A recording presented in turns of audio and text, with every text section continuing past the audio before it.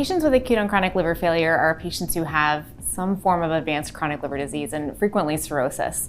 And they present after some sort of precipitating event, be it an infection or a variceal hemorrhage or surgery on the liver or even an intrahepatic insult like drug-induced liver injury that results in massive amounts of systemic inflammation that then mediates extrahepatic organ failures that then cause extremely high degrees of short-term mortality.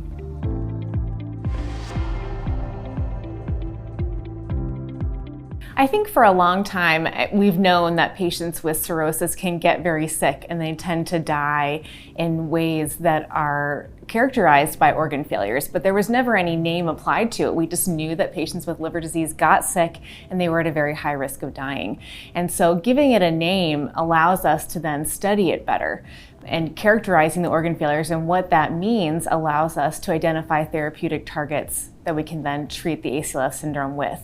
So it's been hard to identify just because this has been around for a long time, but now that it's increasingly seen in intensive care units and hospital wards, and we're seeing more and more patients with the burden of chronic liver disease experiencing ACLF, we're getting better at recognizing it and better at treating it.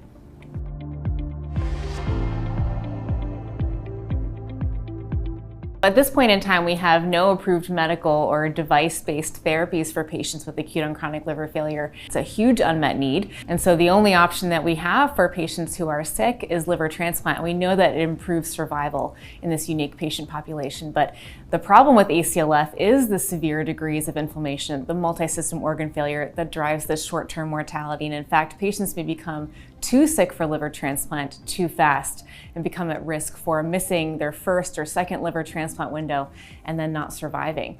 So the priorities for treatment in this patient population are to not only identify patients who are at risk for ACLF, but to identify patients with early ACLF, to intervene on these levels of inflammation before the organ failure kind of spins out of control and becomes too severe to negate the associated mortality. And then even in those patients that do become too sick with advanced organ failures, to provide therapies at that point to downgrade the number of organ failures to permit them to be bridged successfully to liver transplant. We know that infections in particular are quite dangerous, and so that we see more and more or higher rates of bacterial infections in patients with cirrhosis and acute on chronic liver failure. And the problem with ascites is that it poses the risk of intraperitoneal bacterial infection. We're seeing also globally a rise of multi-drug resistant organisms, which we know specifically and particularly in this patient population raises the risk of mortality, not only if they're waiting for transplant, but also on the other side of transplant. These multi-drug resistant organisms pose the risk of affecting mortality in the short term post-transplant as well. So I would consider that to be probably the most dangerous risk factor. We're trying to do a better job of counseling our patients on what the signs and symptoms of acute on chronic liver failure are when we have the opportunity to sit down with them in the clinic to tell them that they should look out for worsening of ascites, decompensation, and then of course to always let us know if there's a concern for infection. Unfortunately, a lot of the cases of acute on chronic liver failure come in as first presentations of chronic liver disease in patients who had no underlying knowledge of their chronic liver disease, and this is their first presentation, and unfortunately they come in quite sick. We're seeing this in the US with alcohol being a common precipitant now of acute on chronic liver failure, and in fact with an increasing incidence after the COVID-19 pandemic in particular. So patients come in either through the emergency room when they're not feeling well or they're found to be jaundiced or bleeding as a decompensating event. We may meet them in the hospital for patients who had stable chronic liver disease and have an unanticipated surgery that then precipitates acute on chronic liver failure. So frequently they're under our direct care as a hepatologist in the hospital, but also they may come in as a transfer to our intensive care unit from a referral center who are looking for higher levels of care within our center with special expertise in critical care of patients with advanced liver disease.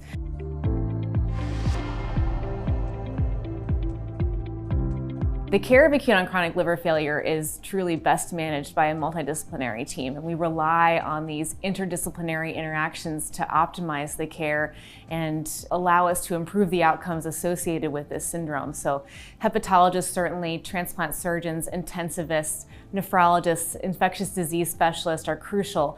And in the increasing kind of epidemic of MASLD, we see a lot of interactions with our cardiologists being of particular importance as well. Members of the transplant team are critical, so our social workers, especially those that specialize in chemical dependence issues, are critical as we advance patients throughout their journey in the hospital and to transplant or otherwise.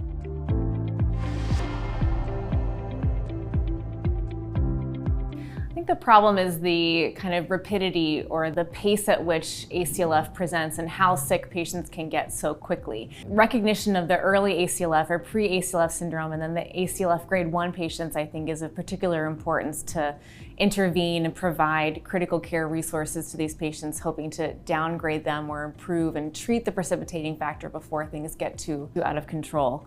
What I'll say is that there's an unmet need in terms of education on the ACLF syndrome and the management of individual organ failures across the spectrum and kind of the opportunity to define collaborative pathways with hepatologists and intensivists. The management of respiratory failure in liver disease can be different from the management of respiratory failure in the general critical care population. The diagnosis of acute kidney injury and renal failure is different in a patient with liver disease than in the general critical care population. And so this is easy to do in centers that have this specific expertise, that have this education and that specialize in it. But for our referral centers, I fear that the diagnosis of organ failure is often delayed, which then allows the systemic inflammation to proceed and then the organ failures to advance. So I think education is a big unmet need in terms of this specific area.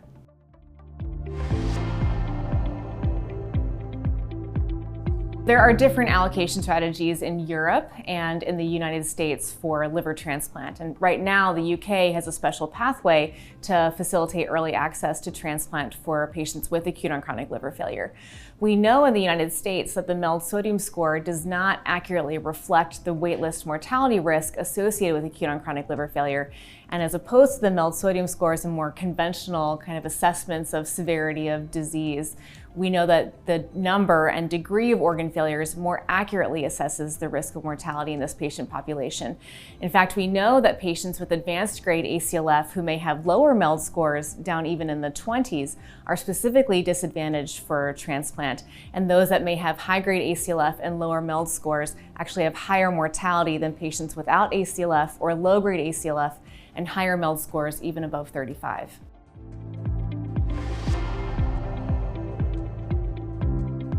So I think this prompts an important question regarding futility of transplant and how we determine how sick is too sick for transplant. So who will benefit in the short term and in the long term. The decision to transplant a patient with acute-on-chronic liver failure is really best undertaken by multidisciplinary interprofessional teams with lots of experience in this realm who have access to early critical care services and then also experience with post-transplant pathways to best support the patient that you have decided to transplant with acute-on-chronic liver failure.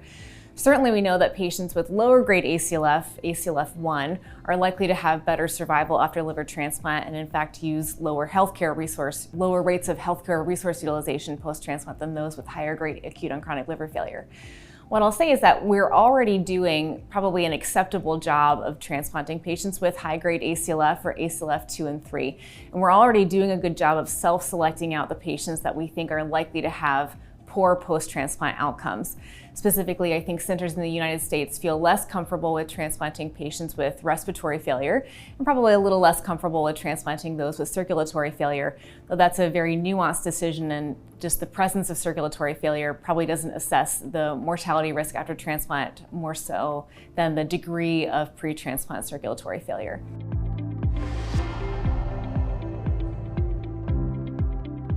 I think it's important to recognize that the pre-transplant complications that patients with acute-on-chronic liver failure have pre-transplant are likely to persist in the immediate and even short-term period post-transplant. For example, patients who are transplanted with ACLF and acute kidney injury requiring renal replacement therapy before transplant are likely to be on renal replacement therapy after transplant. And in fact, those transplanted with higher degrees of ACLF pre-transplant are likely to require longer durations of renal replacement therapy post-transplant. Patients with higher grades of ACLF are more likely to be in the ICU longer, to be in the hospital longer. They have higher rates of 30-day readmission to the hospital after liver transplant and are more likely to require admission to rehabilitation facilities as opposed to being successfully discharged home after transplant. More importantly, patients with acute on chronic liver failure who are transplanted are at higher risk of bacterial infections post-transplant that raise the risk of that 1-year post-transplant mortality and raise our concern for the futility of transplant in higher grade ACLF patients.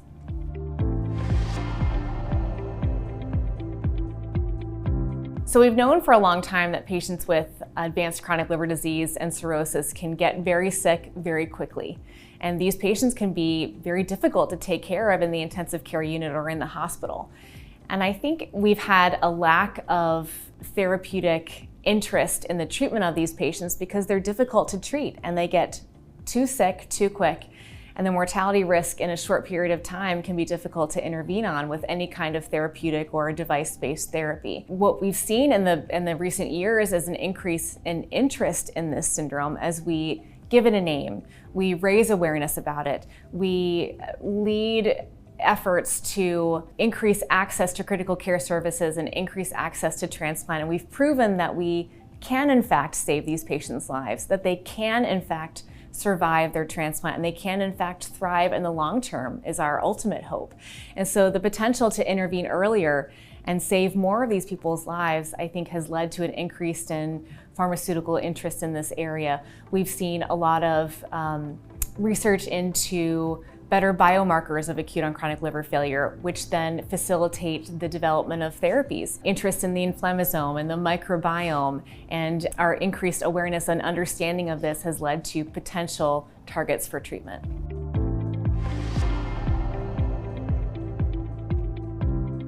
People are dying every day of acute on chronic liver failure, and it affects their families, it affects the caregivers. So we had the medical intensive liver unit. No one wanted to work in because it was so sad to work there. Because we didn't have a way to treat these patients. We weren't able to reduce mortality risk, and we weren't at a point yet where we had the experience to be transplanting the very sickest of patients. And certainly we've come a long way in that direction, but we've had to intervene with our caregivers to provide pathways for mental health resources and to support them and encourage them to continue to work in this very tough area. We need help to help the patients and to also encourage enthusiasm for our caregivers to continue to support this unique patient population.